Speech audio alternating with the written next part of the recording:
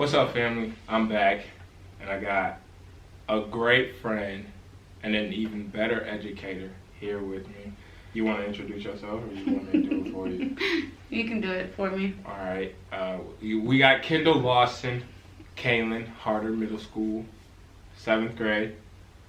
And we're here to talk about COVID and, how it's affected education and how, as an educator, she feels throughout this process.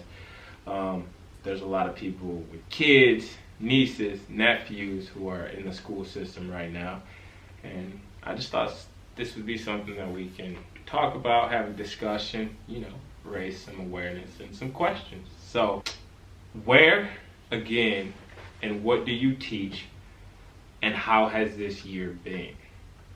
So, like Demar said, I teach 7th grade at Kaylin Harder Middle School in Sugar Grove. This is my 7th year, and then this year I teach both English and social studies to about 30 sections of students. This year has been, I would say, challenging is the obvious, but I guess the thing that people don't talk about more so is that it's rewarding. And I guess I would say it's rewarding in that I feel lucky to be able to be a pillar of, consistency in the lives of students or people who might need it. I feel like a lot of people right now want to find a way to reach out or help people but don't really know how, and I feel like I'm lucky that I'm able to help in a way that is easy, rewarding, and then also my career. So. All right. Well, there's another way. We always talk about helping people over here at Progression Per Day. So we talked about the challenges, and talking about the challenges, what do you think's been the hardest challenge of this year? I would say that the hardest challenge of this year has been helping students find a routine, and then myself finding a routine. I think that routines are probably the most essential thing of life to keep people balanced, and being hybrid. So seeing students coming to school pretty much every other day and that day kind of changing. I think it's really hard for them to find a schedule and then feel successful in their routine because it changes so much. And so I think that that's been the most challenging. Now that we're remote, I think that it is challenging trying to engage students in the same way because there's less interaction and more just staring at each other through a screen with their mics off and sometimes their videos off is sometimes disheartening, but I think the challenge is also exciting. So. No, for sure, because I know I've had to do like webinars and stuff like that, and I can't pay attention for nothing. My time span. If it's past 20 minutes, I'm out of there, bro. I'm out of there. We talked about the challenges, so now let's talk about the progress. In what ways are you progressing through this time, and are you doing it solo, or do you have a team of people? What do you think? So being in the middle school, and I know it changes everywhere, but most schools have some kind of, we call it a KLC, so it's a learning community of people that we meet with, like either bi-weekly or weekly, to talk about like the struggles or specific students or the curriculum or whatever. So my team of teachers that I teach with in the middle school, we meet every week. So they're a huge support team. And then I think though more so the support for me isn't always relying on other people. It's relying on what you're able to do. Like I'm for sure relying on my own personality to engage with students. Ooh. Or I'm relying on like I'm taking a grad class right now about motivation, motivating students, and so I'm relying on my knowledge base. There we go. To feel successful, because I think if people are feeling successful, they'll do a better job in being able to see all the good things. So I would say that going well so far is that I feel like students are enjoying this year more than other people in the world would say. For me, personally first, I guess, is that I feel like education has been brought to the forefront, and seeing the inequities in education is really blatantly obvious now, in terms of like access for students and access for educators. And I think that it's also portraying, I think we've seen that it's portrayed educators in like a negative light at first, like in March. The teachers were doing nothing, or I'm having to teach my own kid at home.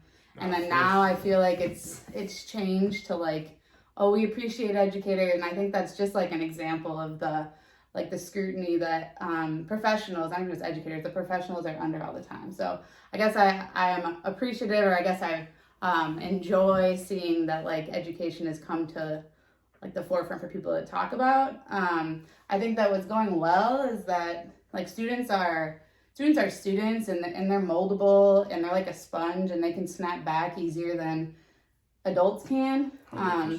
So like they're fine. Like I think that like the media or Twitter talks about like how much kids have lost and how we feel so bad for kids, and totally like co-signed, retweet, like absolutely, but they're okay. Like if you were here looking at like watching them on my Zoom earlier, like they were hype. Like they had sunglasses on, they had their hats backwards, like they're okay. So I think that like having confidence in that like everybody will be cool.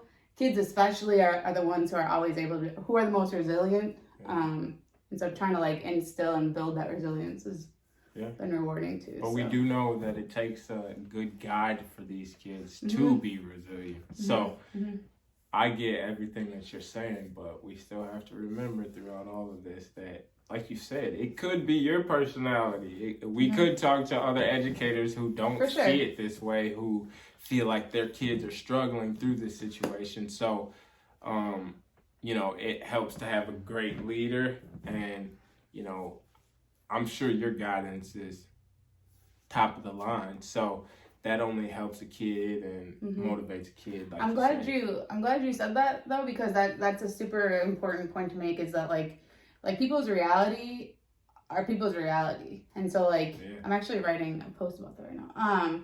It's like you can't like I don't mean to like diminish someone's struggle, or like people's struggles that they have are real. So and I know like my situation in school is a little bit different than wherever people are located. So I guess acknowledging and then like seeing educators for their struggles or in the ways that they're feeling successful, and then honoring that, and also knowing that changes. Like that's an ebb and flow situation. Like I feel fine today, but like next week we're doing a lot of testing. I'm gonna do like virtual testing with kids. Like I could be in a different mindset, and so I guess being understanding to yourself, and then like the people, and not even just educators, like I said, like all other professionals, like everything kind of has its ups and downs.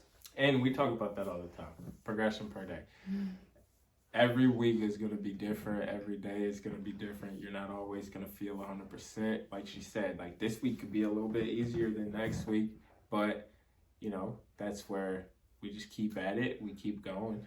That resilience that the kids can have, we got to have that resilience. I think it's just harder to build. I think everybody has it. Yeah. Everybody. Yeah. Everybody got it. I think everyone's got like at least a little bit. It's just cultivating it, and how you cultivate it. It's like like a garden. Well, we talked about it. It takes a good leader to cultivate that. Gotta take care. So in like, where do you see this going for the future? Where do you see the education going in the future? I know, tough question. But we just talked. You was like, state's about to close some things down. Yeah. I think we don't know, but I just want to know an educator's perspective. I think that, I guess the best thing about this year, I guess, has been that like we've seen that we can do things differently. And so, like, for example, right now my students, they go to school 4 days a week, and Wednesdays are just office hours check-in day. And like I can see that being a model that we could follow even when coronavirus has passed and we're able to be back in person. So I think like being able to see kind of the innovative things that educators and people and families have done in order to make things work is promising. And I think that if we can, focus on how to educate people about the realities and try to eliminate like the propaganda and the political aspect of things, and which would be helpful in helping people see the reality. Our district is saying right now that our start date to go back in person is January 4th, and I think it's hard. It's hard. I mean, they are progressive in that way, and they want to, be transparent. But I think that for people who are maybe more anxious about when we're going back, that would be hard to hear when the trend is saying otherwise. So I'm just hopeful that I can attend my the 8th grade graduation in May. That's like my goal. So you gotta have a goal, otherwise it's really gonna be unfortunate. So. And the goal is to make it to graduation. That's right. Wait. So I gotta know: are the breaks longer? So our winter break longer? Was Thanksgiving break longer? What do y'all do with that? Because if you at home, I mean, my break starts whenever I wanted to, right? Think about it. But anyway, like what? No, it just depends on the area. I know the real struggle is people who. The coronavirus is one that's not in school. Like, coronavirus isn't being spread through the schools. Every student is masked, every teacher is masked, the class sizes are small. So the issue isn't schools. The issue is what's happening outside of schools and the things that people are doing on their own time to continue to transmit personal choices. I'm sorry for bothering. I'm sorry for jumping in, but personal choices. We impacts always other talk people. Impacts other people. Exactly. And so I think some school districts are saying like that they're gonna have either a shortened or combined or whatnot type of break. A lot of like universities have done that to eliminate like you go on a break, you go see your grandma in Michigan, and then you come back and then you go and see your mom somewhere else. So ours is the same, but we just had a nice little fall break to prepare to transition to remote learning. So they get a fall break before Thanksgiving, and then they go into Christmas break. It's more breaks, y'all. It's more breaks. And then we get our summers off, as the haters would say. No, we ain't even gonna get into that. I think teachers work hard. They deserve their summers off. My mama was a teacher, so I got to see, I have a whole new respect for teachers. You know what I'm saying? I mean, it wasn't good for me just growing up. My grades had to be decent. If it was my choice, my grades could be bogus. But it is what it is, man. Shout out to all the educators who doing it right now, making it happen, being that light for their children. Shout out to Kendall for chopping it up with me. You know what I'm saying? I mean, we could just talk about many things, but why not talk about something that's progressive? The question that we gonna end on, what does progression per day mean to you? What does it mean to your career, your education? When you hear the words progression per day, which we are all about, what does it stand for to you? I think that for me, when I think about progression per day, I always try to focus on like the per day aspect of it, because I think that everybody could agree that progression is life. Like, everything progresses in its own way, but the per day aspect of it for me, especially like this year when things seem kind of monotonous, and that there's no end, it's hard to see the light. You're in your house for so long that like you forget what it's like outside, you forget what it's like to be around other people. You got to focus on like the shorter like timeline, I guess. And so thinking about like what you can do, whether it's each day or like being more intentional about how you're progressing through the day. And then for me, like my classroom is based all on feedback. Like, we don't use traditional grades, and so like in the classroom, like we talk about progression per day is like I'm giving you some feedback, and the feedback might be like content based, or might be like thinking about your learner characteristics, and here's the feedback, but tomorrow you can apply that feedback to improve. So like that's an example of how like it's a progression, but you have to work towards something every day. Like, you can't just take some time off and feel like you're going to be right back to it.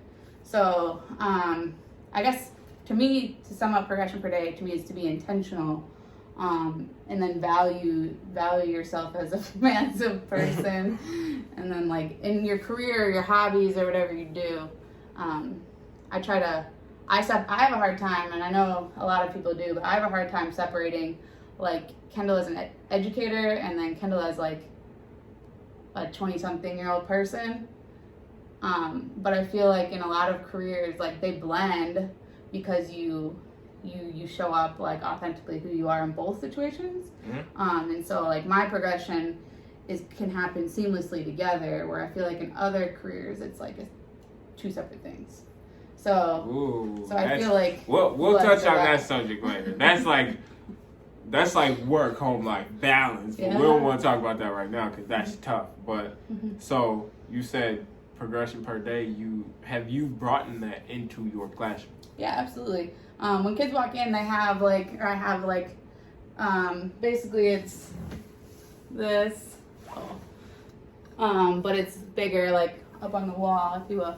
And then like when we do any type of like journaling or like reflection or goal setting, that's always like the starting point. And so I think that for like the word progress, is something that we talk a lot about. So they have like a progress tracker, to track their progress, like in like their whatever content we're working on. Right now we're really working on them tracking their wellness. Hey, look, this a more educated version of my own shit. Look, she teaching me how to do my own shit. So you like do wellness. A more educated That's from way you. to do it. You know what I'm saying? I know, that's what I'm saying. This is my shit. And she more educated about it, breaking it down for her students. You know, me, like, I just get straight to the point, writing a journal and shit. But because you have the foundation, like you've worked to have the foundation to be able to track your progress kind of more seamlessly, where back in the day, Damar, definitely needed some, you know. I should have had a tracker back in the day. Hey, again, progression per day. I'm sitting here with Kendall, 7th grade teacher, Harder Middle School. I appreciate you, again, chopping it up with me. We could have been, talking about anything in the world, but we're talking about progression per day, and we're talking about education through COVID. So, Thank you. There you guys go. Love you guys. I'll talk to you soon.